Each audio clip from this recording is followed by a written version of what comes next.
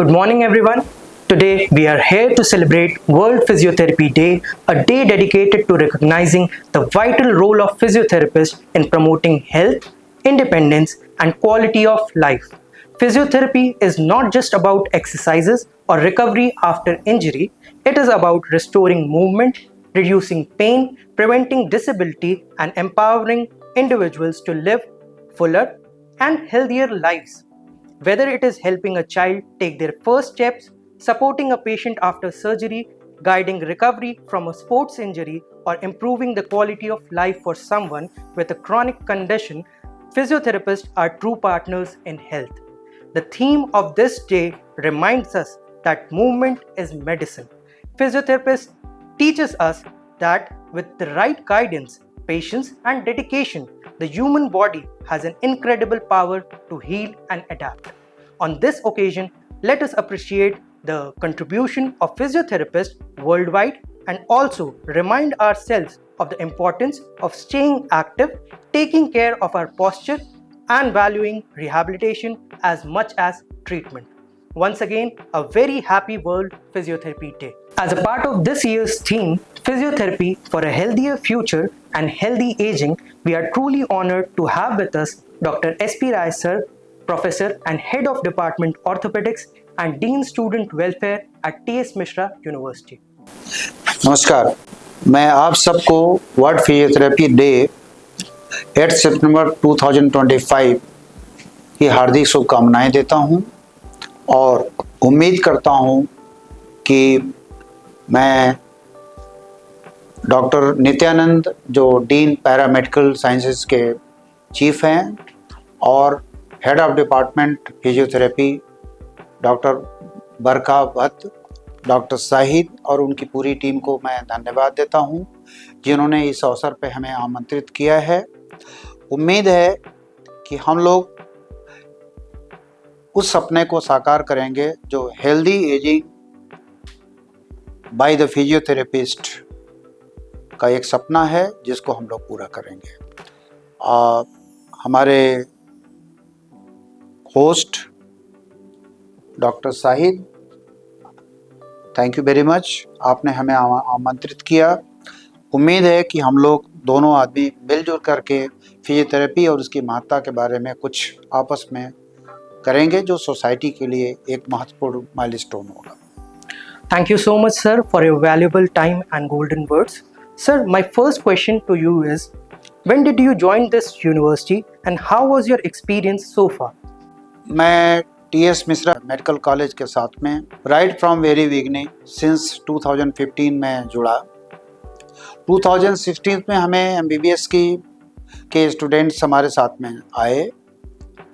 2017 में हम लोगों ने school of para medical sciences की शुरुआत की। कुछ दिनों तक शुरुआती दौर में मैं भी एज ए प्रिंसिपल पैरामेडिक्स मैंने सेवाएं दी, लेकिन एक माइलस्टोन तब चेंज हुआ जब दो घटनाएं हुई। पहला कि हमारी एचकेटी डायरेक्टर डॉक्टर प्रणीति मिश्रा ने पैरा मेडिकल और नर्सिंग कॉलेज का दायित्व संभाला और तब से ये दोनों संस्थान बिना किसी रुकावट के प्रगति पथ पर हैं। मैं उनको बहुत बहुत धन्यवाद देता हूँ। 2023 में हमारी यूनिवर्सिटी बनने के बाद में हम लोगों के साथ में बहुत से और संस्थान जुड़े और हमें उम्मीद है कि इतने कम समय में अगर कोई संस्थान इतनी ऊंचाई पे पहुंच सकता है तो उसका श्रेय जाता है उसकी लीडरशिप को। और इसमें मैं नाम लेना चाहूँगा हमारे चेयरमैन सर जो हमारे यूनिवर्सिटी के चांसलर भी हैं, श्री सतीश मिश्रा सर, मैडम कल्पना मिश्रा जो पोस्ट एंड पिलर हैं इस संस्थान की, इस यूनिवर्सिटी की, और दो डायनेमिक स्तंभ हैं जो हमेशा एकजुट होकर के आगे बढ़ रहे हैं, हमारे प्रो चांसलर श्री कपिल मिश्रा जी और executive director doctor Praniti Mishra, जिनके मार्गदर्शन में ये संस्थान यूनिवर्सिटी बहुत तेजी के साथ में उत्तर प्रदेश में एक अपना विशिष्ट स्थान बना चुकी है। और मैं आपको एक चीज़ बताना चाह रहा हूँ कि अब हम लोग ग्लोबल जो टेक्नोलॉजी है, ग्लोबल एजुकेशन टेक्नोलॉजी हैं, उसको आत्मसात करते हुए हम अपनी यूनिवर्सिटी में अब बहुत जल्दी आप पाएंगे कि टी.एस. मिश्रा यूनिवर्सिटी को एक टी.एस. मिश्रा इंटरनेशनल यूनिवर्सिटी का दर्जा मिलेगा, ऐसा मेरा विश्वास है। और इन्हीं विश्वास के साथ साथ मैं पुनः वर्ल्ड फिजियोथेरेपी डे पे आप सबका हार्दिक अभिनंदन और स्वागत करता हूँ। Thank you. Sir, the next question for you is, during the time of COVID, as a medical superintendent COVID, how was your experience? Well, right from very beginning हमारा संस्थान T.S.. Mishra medical college and hospital ने बड़े उतार चढ़ाव देखे, लेकिन in spite of all odds हम लोग एक्सेल कर रहे हैं।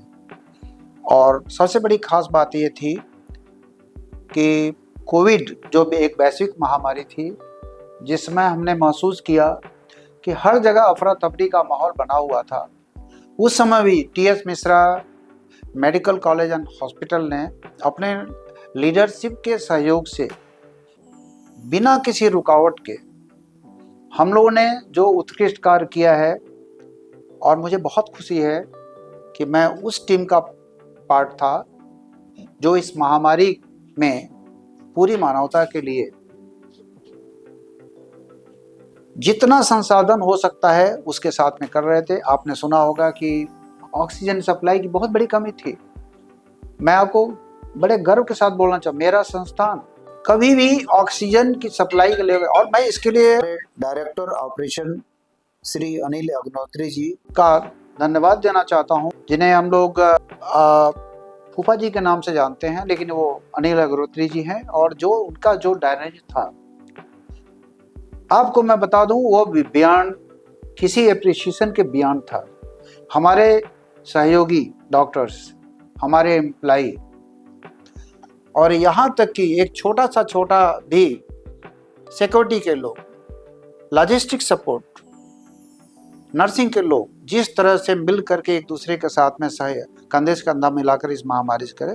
मैं आपको एक और चीज़ बताना चाहूँगा कि ये मेरा सेंटर एक्सक्लूसिव डायलिसिस सेंटर था। बाद में हमारे चेयरमैन सर की इच्छा थी कि इसको हम लोग इम्यूनाइजेशन का सेंटर बनाएं, और हम लोग, आप आश्चर्य करेंगे, एकजुट होकर के हमने इम्यूनाइजेशन के ऊपर में इतना अच्छा हम लोगों ने प्रबंधन यहाँ पे किया कि यहाँ के आसपास की क्या नियर बाई जो डिस्ट्रिक्ट्स थे, उनके लोग बहुत ही खुशी आकर के यहाँ से हम लोगों की सेवाएं लिए और खुश होके गए। तो मैं सोचता हूँ कि मेरा इस संस्थान से जुड़ाव, मैनेजमेंट का मार्गदर्शन, सहयोग, अपने साथियों का सहयोग, और मैं चूंकि मेडिकल से जुड़ा हुआ हूँ, मैं आपको एक छोटी सी घटना बता रहा हूँ। पहले मेरा फिजियोथेरेपी डिपार्टमेंट शुरू के टाइम में एक छोटे से बेसमेंट में था। थैंक्स टू द मैनेजमेंट, मैं, हमारे श्री आर.एस. दुबे सर थे, डायरेक्टर थे। मैंने उनसे अपनी इच्छा जाहिर की कि सर हमको इसको थोड़ा आगे एक्सपेंड करना है। चेयरमैन सर से बातचीत किया, और थैंक्स टू चेयरमैन सर, पहले तो एप्रीहेंशन था कि अभी जहाँ पे है, हमने सोचा कि इसको एट पर नाम हम लोग इसको एक्सपेंड करें, और उन्होंने गो थ्रू किया और हमने किया। इसमें सभी लोगों का सहयोग रहा, और हमें उम्मीद है कि यहाँ तक था कि हम लोगों ने इसको फिजिकल मेडिसिन या रिहैबिलिटेशन के स्तर का फिजियोथेरेपी डिपार्टमेंट बनाया। तो दिन बाय दिन हम लोग, डे बाय डे हम लोग आगे बढ़ रहे हैं। सिर्फ एक दिन में तो काम नहीं हो सकता है, और भी पैराप्लेडिजाज हैं, प्रायोरिटीज हैं, डिपार्टमेंट हैं, तो उनको देखते हुए, लेकिन जिस तरह का सहयोग हमें मैनेजमेंट से मिला है, मैं रियली आभारी हूँ। और कि उन लोगों ने जब भी कोई ज़रूरत पड़ी, समय पर हमको सहयोग दिया। Thank you very much. और हमारा एक डेडिकेटेड टीम फिजियोथेरेपी की तैयार हो गई है, जो डिफरेंट डिपार्टमेंट के साथ में, कुछ अभी योगा का बता रहा हूँ, अब योगा और फिजियोथेरेपी का आपस में एक हम लोगों का एक चल रहा है, सहयोग चल रहा है। आपको मालूम होगा जी हमारे यहाँ एक जीवनदानी आयुर्वेदिक संस्थान यहाँ पे हो रहा है, जिसमें लोगों बीएससी की ट्रेनिंग दी जा रही है। लेकिन उसके साथ साथ में 20 हम लोग फिजियोथेरेपी के साथ में, उसके साथ में हम लोग क्लब करके एक अलग एक योगा थेरेपी, फिजिकल थेरेपी को एकदम एक दूसरे के साथ में मिला करके आगे का कार्यक्रम तैयार कर रहे हैं। तो बढ़ते हैं हमारे पहले सेगमेंट की तरफ, segment 1, orthopaedics and physiotherapy a partnership. So my first question to you is, sir, in your opinion, what differentiates a good orthopedic outcome from a great one, and how does physiotherapy contribute to that difference? प्रश्न physiotherapy और orthopaedics की आपसी समझदारी और समझ का है। तो मैं आपको एक चीज़ बताऊं कि कोई भी सर्जरी की सफलता का मानक होता है कि हम कितनी जल्दी उस मरीज को सामान्य परिस्थिति में ला सकें, और ये तभी संभव होता है जब एक कुशल फिजियोथेरेपिस्ट उसको मरीज को सहयोग प्रदान करता है, जिससे वो जल्दी से जल्दी अपने सामान्य क्रियाकलाप में। तो सिर्फ सर्जरी कर देने से काम नहीं होता है। सर्जरी के साथ साथ में जॉइंट्स की मोबिलिटी, रिस्टोरेशन ऑफ फंक्शन और normalcy towards the normal human being का बहुत बड़ा, और जिसमें फिजियोथेरेपिस्ट का बहुत बड़ा सहयोग होता है। सर, हमारा अगला सवाल आपसे ये है, from fracture management to joint replacement, where do you see physiotherapist making the biggest impact on recovery? आजकल हम बात करते हैं जॉइंट रिप्लेसमेंट की, स्पाइन सर्जरी की, फ्रैक्चर मैनेजमेंट की। सिर्फ हार्डवेयर सर्जरी करने से काम नहीं चलेगा। हमें हार्डवेयर सर्जरी के साथ साथ में जो सॉफ्ट टिश्यू मैनेजमेंट है उस पर विशेष ध्यान देना है, और ये विशेष ध्यान जो होता है वो एक फिजियोथेरेपिस्ट देता है। जैसे मांसपेशियों का full action, normal range of motion, और यहाँ तक कि वो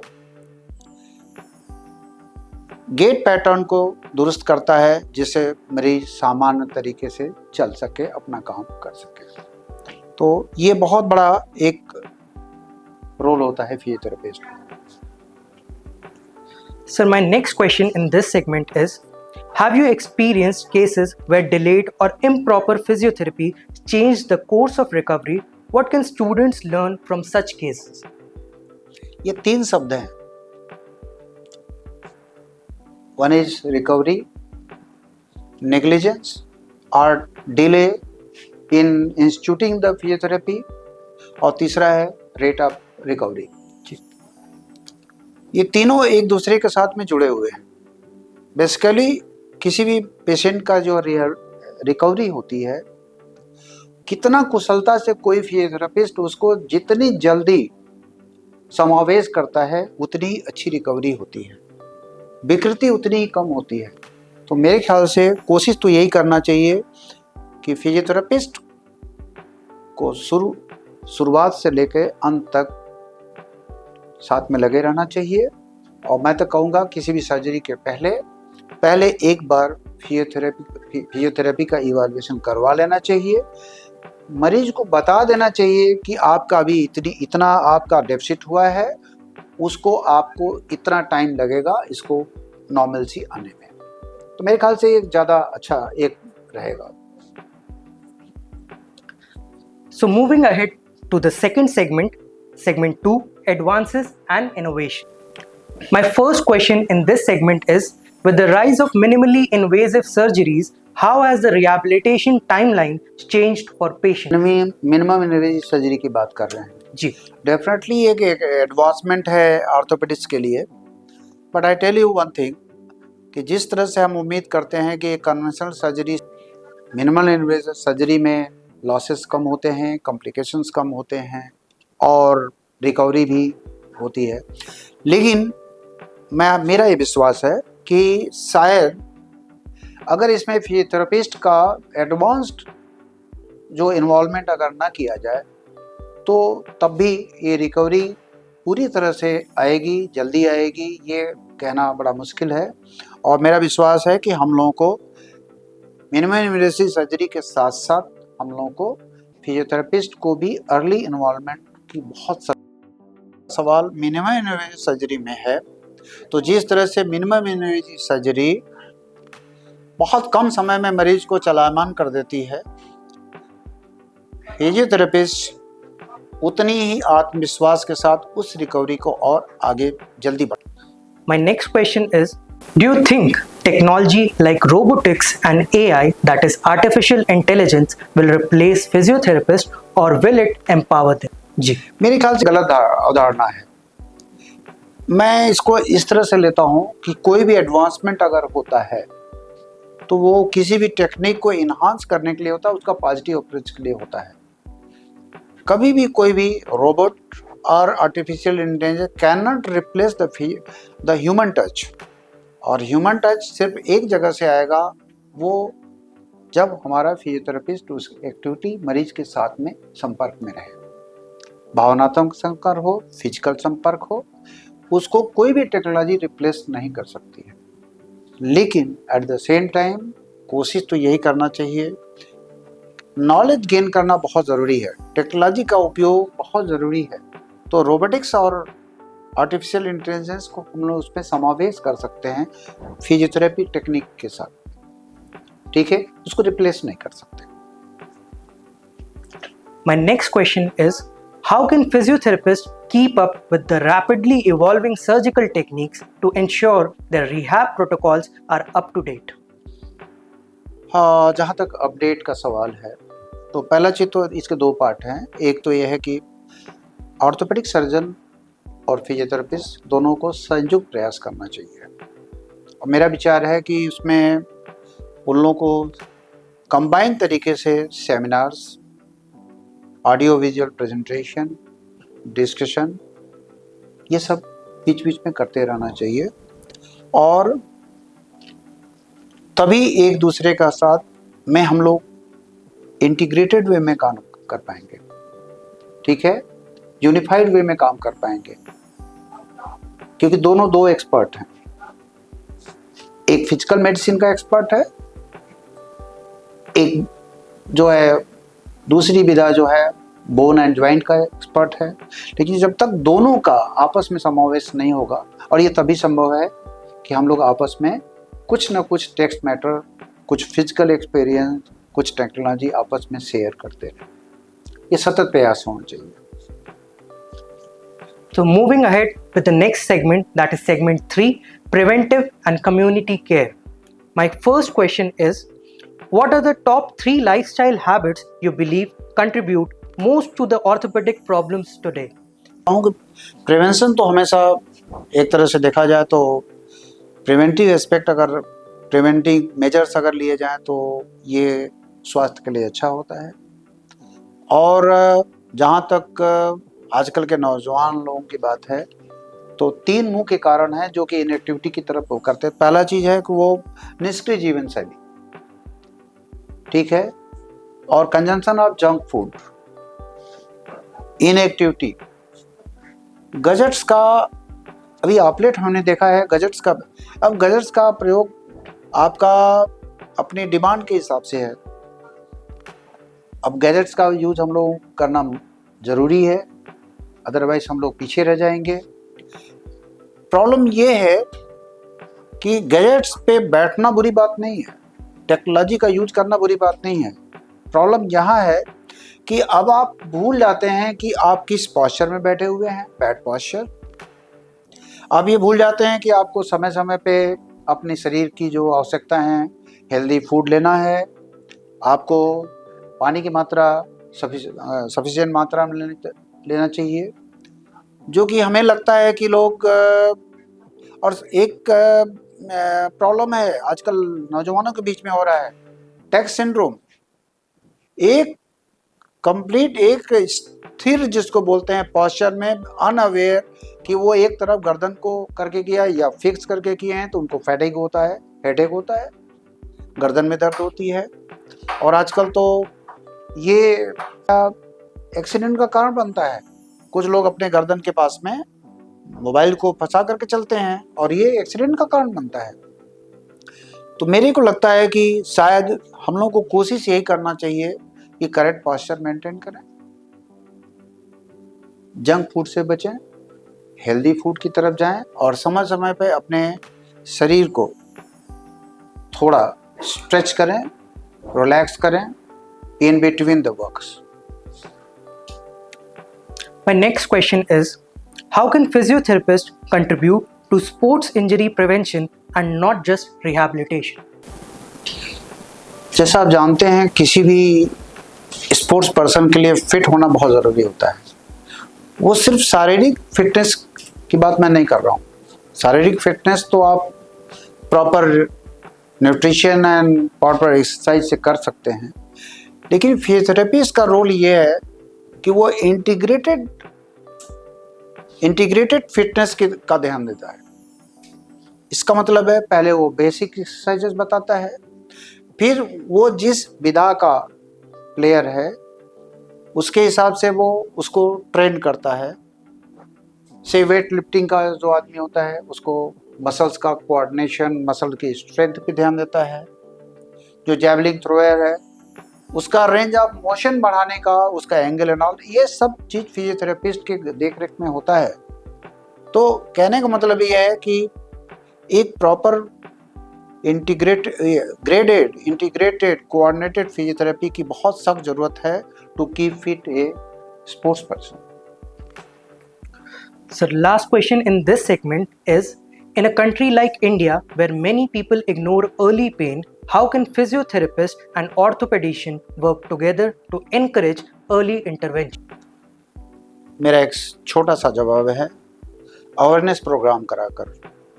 अब सवाल उठता है, जब आज के दिन में maximum physiotherapist, even doctors, they are district and there are very few physiotherapists who are available at the basic CSC level, PSC level, village level। तो मेरा कहने का मतलब है कि स्पोर्ट्स पर्सन, प्रतिभाएं तो हर जगह है, खेल कूद का इंटरेस्ट सबका होता है, उनको सही तरीके से कैसे अपनी उस विधा को वो प्रयोग में लाएं, और ये काम फिजियोथेरेपिस्ट बखूबी कर सकता है। तो मेरे ख्याल हमें फोकस करना चाहिए, सेंट्रलाइज ना होकर के हम लोग को सेंट्रीफ्यूगल होना चाहिए। हम लोग को थोड़ा सुदूर गांव में जाना चाहिए और ये फिजियोथेरेपी का इन विधाओं का उपयोग वहाँ पे ज़्यादा करने। Our next segment is segment 4, student and career. My first question in this segment is, what qualities do you appreciate most in physiotherapists when they work alongside your orthopedic team? जहाँ तक दोनों का आपस में सामंजस्य की बात है, तो दोनों ह्यूमन टच पे काम करते हैं। एक सफल फिजियोथेरेपिस्ट जो होता है वो ऑर्थोपेडिक सर्जन का सहयोगी होते हुए, लेकिन हमेशा वो एक अपर हैंड देता है, उसका संपर्क मरीज के साथ ज़्यादा रहता है। तो मेरा कहना है कि मरीज को के साथ में आप जुड़े रहें, उसकी प्रोग्रेस को करें, उसकी रिक्वायरमेंट को समझें और समय समय पे आप फीडबैक लेते रहें, फीडबैक देते रहें, और ये आपसी सहयोग आप ऑर्थोपेडिक सर्जन के साथ में बना के रखें।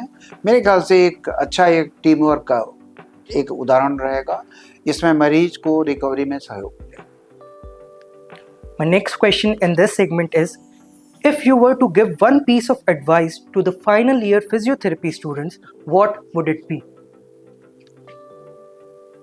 पहली चीज तो मैं ये बोलना चाहूँगा, फाइनल ईयर के स्टूडेंट हैं आप अपने प्रोफेशन पे गर्व कीजिए, अपने आप पे कॉन्फिडेंट रहिए, और जहाँ तक नॉलेज की बात है तो पहले आप बेस नॉलेज को गेन कीजिए। You should be perfect in anatomy, physiology, biochemistry. Then जो ग्रेडेड एक्सपर्टाइज है उसकी तरफ ज़रूर आप वो कीजिए। और जो नई नई टेक्नोलॉजी अभी आ रही हैं उनको ज़रूर आत्मसात कीजिए। ये मेरा कहना सिर्फ ये है, हर चीज़ का उपयोग हर जगह नहीं कीजिए। आप अपने सोसाइटी की नीड समझिए, पेशेंट की ज़रूरतें समझिए, सोशियो इकोनॉमिक उसका स्ट्रक्चर समझिए, और आप मिनिमम बेसिक से लेकर के आप एडवांसमेंट की तरफ जाइए। लेकिन एक चीज़ मत भूलिएगा, that is the resource utilisation. हम बढ़िया तरीके से रिसोर्स यूटिलाइजेशन करके करेंगे तो कम से कम संसाधन में भी अच्छा रिजल्ट दे सकते हैं, ये मेरा विश्वास है। और ये मेरे ख्याल से हमारे स्टूडेंट्स को भी करना चाहिए। अगर आप बेसिक किसी हॉस्पिटल में काम कर रहे हैं तो वहाँ मिनिमम बेसिक जैसे फिजिकल थेरेपी एंड ऑल जो होती है उसका उपयोग कीजिए। बस if you are working in specialised centre, sports centre, rehabilitation centre, तो आप उसके हिसाब से, उस नीड के हिसाब से अपने आप को अपग्रेड कीजिए और उसको फॉलो कीजिए। The next question in this segment is, do you believe physiotherapists should pursue higher specialization, for example, sports physiotherapy, neurophysiotherapy, and cardiopulmonary physiotherapy, etc., early or first gain clinical experience? Definitely मैं तो ये कहूँगा कि पहले हम लोग को base knowledge, anatomy, physiology, biochemistry, neurology, then आप इंटीग्रेटेड स्पोर्ट्स इंजरीज मैनेजमेंट, इस पे आपको करना चाहिए। लेकिन एक चीज़ आपको हमेशा ध्यान रखना है, जब तक नींव आपकी मजबूत नहीं होगी तब तक आप एक्सपर्टाइज ट्रीटमेंट इंस्टीट्यूट नहीं कर पाएंगे। तो मेरे ख्याल से बेसिक नॉलेज गेन करना बहुत ज़रूरी है, अपग्रेडेशन ऑफ नॉलेज बहुत ज़रूरी है। Last question in this segment is, how important are soft skills, communication, empathy, and teamwork for physiotherapists compared to just technical knowledge? Actually दोनों महत्वपूर्ण हैं। आपके अंदर में बेसिक नॉलेज होना चाहिए, सॉफ्ट स्किल होनी चाहिए। There is no replacement to the human touch. आप मरीज के साथ लगे रहिए, जितना आप उसके करीब रहेंगे उसको साइको सोशल इकोनॉमिक कंडीशन को आप समझेंगे, और मेरे ख्याल से उससे बहुत अच्छा आप रिजल्ट कम से कम समय में गेन कर सकते हैं। तो मेरे ख्याल से हमें दोनों चीज़ें महत्वपूर्ण हैं, दोनों को ध्यान रखना चाहिए। Our last segment of this podcast, segment 5, Future of Physiotherapy and Interdisciplinary Collaboration. First question to you is, sir, how do you see the relationship between orthopedics and physiotherapy evolving in the next decade? Physiotherapy और सहयोग की जहाँ तक बात करते हैं तो मैं तो कहूँगा कि ऑर्थोपेडिक्स और फिजियोथेरेपी ये दोनों जुड़वा हैं, जिनका राइट फ्रॉम वेरी इंसेप्शन, जिनका बर्थ जिसको बोल सकते हैं, दोनों का साथ साथ हुआ। सहसावस्था में ये दोनों दो विधाएं हो गई, एक फिजियोथेरेपी की तरफ चला गया, एक ऑर्थोपेडिक की तरफ चला गया, लेकिन उनका लिंक बना रहा है। और उसके बाद में जब ये अपने एडल्टहुड पे आए तो डेफिनेटली अपने एडवांसमेंट के हिसाब से एक ने फिजिकल मेडिसिन को ऑप्ट किया, उसका एम्प्लाई किया, दूसरे ने जो है वो हार्डवेयर सर्जरी की तरफ अपना किया, रिपेयर सर्जरी की तरफ किया, रिप्लेसमेंट सर्जरी की तरफ किया। लेकिन दोनों का एम सिर्फ एक रहा, दोनों का एम एक रहा। एम क्या था? अर्लीस्ट पॉसिबल टाइम में जो बीमार या इंजर्ड और जो डिफॉर्म्ड ह्यूमन बीइंग आपके पास में आया अपनी प्रॉब्लम लेकर के, उसको कितने क्विकेस्ट पॉसिबल टाइम में कितनी जल्दी उसको नॉर्मलसी की तरफ ले आया जाए, ये दोनों का उद्देश्य रहता है।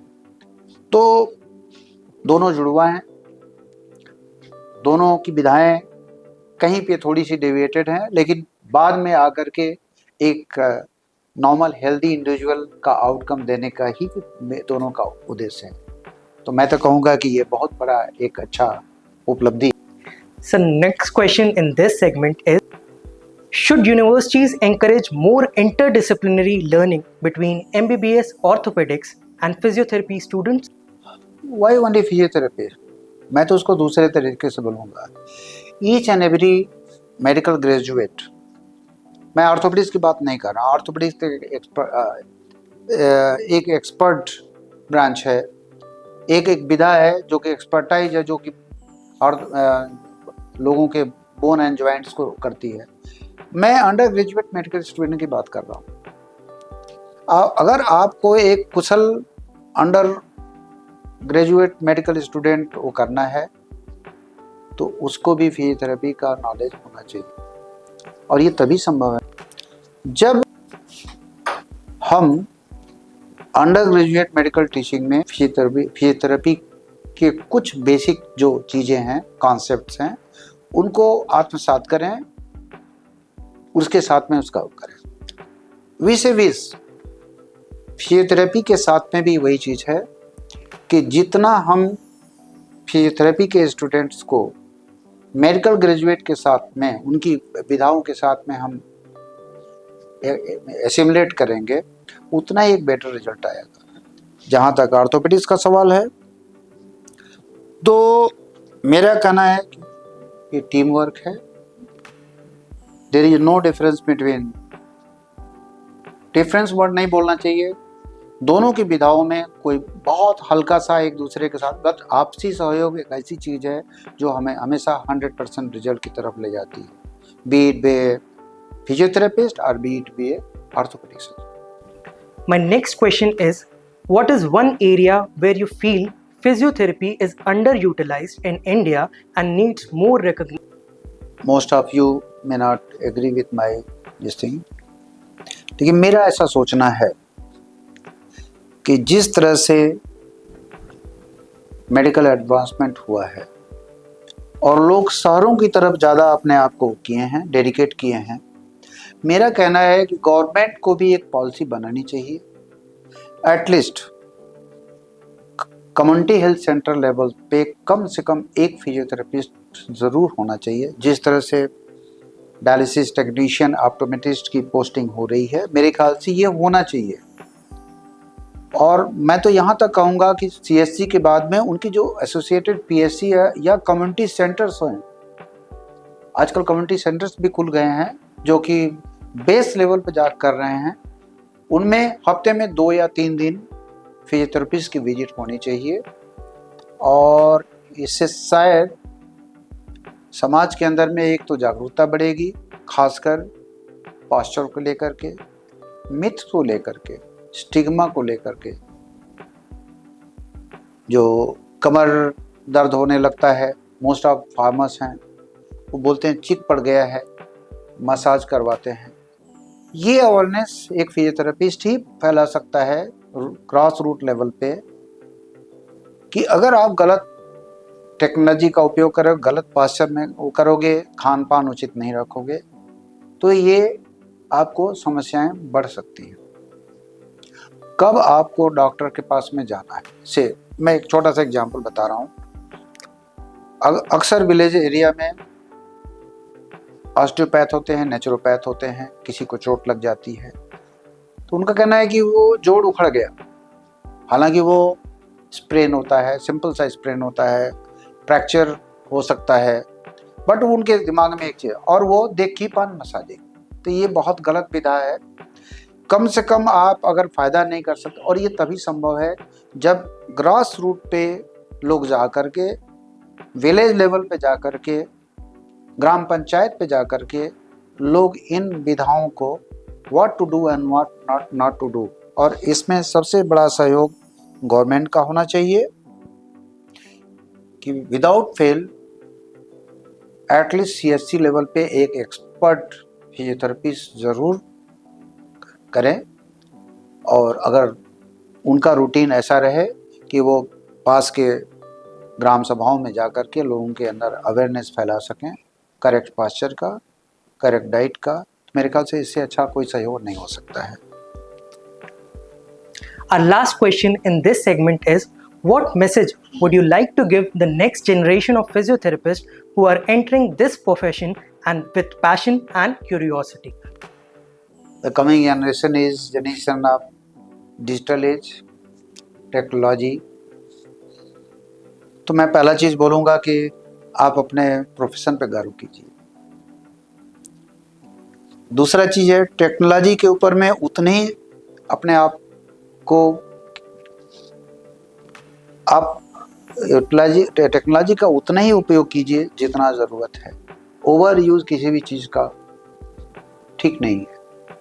तो मेरा कहना है कि आप अपने आप पे भरोसा रखें, अपने पेशे के प्रति वफादार रहें, और आप आश्चर्य करेंगे कि आप जिस पेशे से जुड़े हुए हैं उसमें सिर्फ ये नहीं है कि सिर्फ हॉट पैड से सिकाई करना और एक्सरसाइज करवा देना, ये चीज़ नहीं है। अब आजकल ये विधाएं ऐसी हैं कि आप इंटीग्रेटेड एक एक ग्रेडेड करके आप उसका उपयोग कर सकते हैं, बट आपके अंदर में करने की चाहत होनी चाहिए।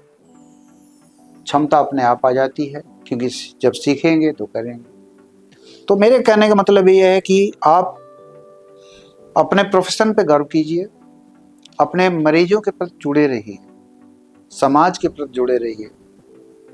हम लोग बिल्कुल समाज से दूर हटते जा रहे हैं। मैं आपको एक छोटा सा क्या होगा, there are social taboos, total stigma, ये कोई और नहीं दूर कर सकता है। अगर हम लोग करेक्ट पॉस्चर एक्सरसाइजेस बता करके, करेक्ट पॉस्चर एक्टिविटी बता करके लोगों को अवेयर कर सकें, तो मेरे ख्याल से वो सोशल स्टिग्मा टैबू अपने आप खत्म हो जाएंगे। और आपको टीम वर्क, हर प्रोफेशन की अपनी एक लिमिटेशन होती है। से मेरा कहना है, जो ऑर्थोपेडिक्स का पार्ट है उसको ऑर्थोपेडिक्स को डील करने दीजिए, जो फिजियोथेरेपी का पार्ट है उसको फिजियोथेरेपी करने दीजिए। जैसे एक विधा बता रहा हूँ आपको, ऑर्थोटिक एंड प्रोस्थेटिक, बहुत कम लोग इसकी तरफ ध्यान देते हैं। फिजियोथेरेपी तो फिर भी लोग वो कर लेते हैं, लेकिन कभी आपने सोचा है कि अंगों को चलायमान करने के लिए या विकृति को रोकने के लिए ऑर्थोटिक का बहुत बड़ा रोल है। ठीक है, इवन दर्द को कम करने के लिए, दर्द की दवाओं को आप चाहें तो उससे कम कर सकते हैं। तो मेरे को लगता है कि ऑर्थोटिक के ऊपर भी ध्यान देना चाहिए। और जहाँ तक रिहेबिलिटेशन की बात है, मैं नहीं सोचता हूँ कि खुदा न करे, वो ईश्वर न करे कि किसी के साथ ऐसी घटना दुर्घटना हो, लेकिन जब कभी भी आर्टिफिशियल लिम्ब कोई भी चीज़ ऑर्थोटिक एंड प्रोस्थेटिक यूज होता है, तो जब प्रोस्थेसिस, उसके प्रोस्थेसिस का केयर बहुत ही इंपॉर्टेंट होता है। और आप आश्चर्य करेंगे कि अभी ये विधाएं इतनी कम विकसित हुई हैं, कम लोगों, मतलब सुविधाएं कम विकसित हुई हैं, विधाएं तो बहुत विकसित हो गई हैं। लोग सोचते हैं कि ये तो फिजियोथेरेपी का पार्ट नहीं है। मैं कहता हूँ ये पार्ट है। जहाँ अभी इतना सेग्रीगेशन नहीं हुआ है, जहाँ इतना डेवलप, और हमारा कंट्री का जो अपना करके है, जो सोशल स्ट्रक्चर हमारा है, तो हम क्यों नहीं बैठ करके फिजियोथेरेपी, ऑर्थोटिक एंड रिहेबिलिटेशन को एक साथ, एक सेंटर बना करके एक के साथ में हम लोग करें, उसको एक ही प्लेटफॉर्म पे बैठ करके। क्यों नहीं कर सकता है? फिजियोथेरेपिस्ट जो इतना अच्छा नॉलेज रखता है वो ऑर्थोटिक का भी प्रॉपर यूटिलाइजेशन कर लेगा, रिहेबिलिटेशन में वो मदद करेगा। तो इससे अच्छी बात क्या हो सकती है? इन सब शब्दों के साथ में आप सभी को वर्ल्ड फिजियोथेरेपी डे की मैं बधाइयाँ देता हूँ। उम्मीद है आप आपसी सहयोग के साथ में काम करेंगे, नई नई टेक्नोलॉजी का उपयोग करेंगे, रिसोर्स यूटिलाइजेशन करेंगे। जहाँ तक सवाल है, इतना अच्छा सहयोग ना किसी संस्थान को मिलता है ना मिलेगा, और हम लोग इससे भाग्यशाली हैं कि ऐसा प्रबंधन हमको मिला है। मैं specially doctor Nityanand Upadhyay, principal and dean जो पैरामेडिकल साइंसेज के हैं, टीएस मिश्रा मेडिकल यूनिवर्सिटी के, उनको मैं धन्यवाद करता हूँ। Doctor Barkha Dutt, head of physiotherapy, और इस कार्यक्रम के जो मुख्य संचालक थे डॉक्टर शान साहिद, जिन्होंने हमें कभी कभी बड़ी मुश्किल में डाल दिया था कि क्या बोलें क्या ना बोलें, लेकिन थैंक यू वेरी मच, आपने हमें अवसर दिया। और आप सभी को जो ये मूल मंत्र है हेल्दी एजिंग एंड फिजियोथेरेपिस्ट, इस मूल मंत्र को आप कायम रखें। Thank you. जय Hind. Thank you so much, sir, for sharing your experience with us. And it was indeed an honor for me to share the stage with you. और हमें बहुत ज़्यादा अच्छा लगा, आपने अपना टाइम दिया, अपना कीमती वक्त दिया और हमें काफ़ी कुछ सीखने को मिला इससे। और मैं उम्मीद करता हूँ जितने भी दर्शक हमें देख रहे होंगे उनको भी बहुत कुछ सीखने को मिला होगा। So once again, a very big thank you to you, sir. And this is your host, Dr. Shan Shahid, signing off. And once again, a very happy World Physiotherapy Day to all our viewers. Thank you. नमस्कार।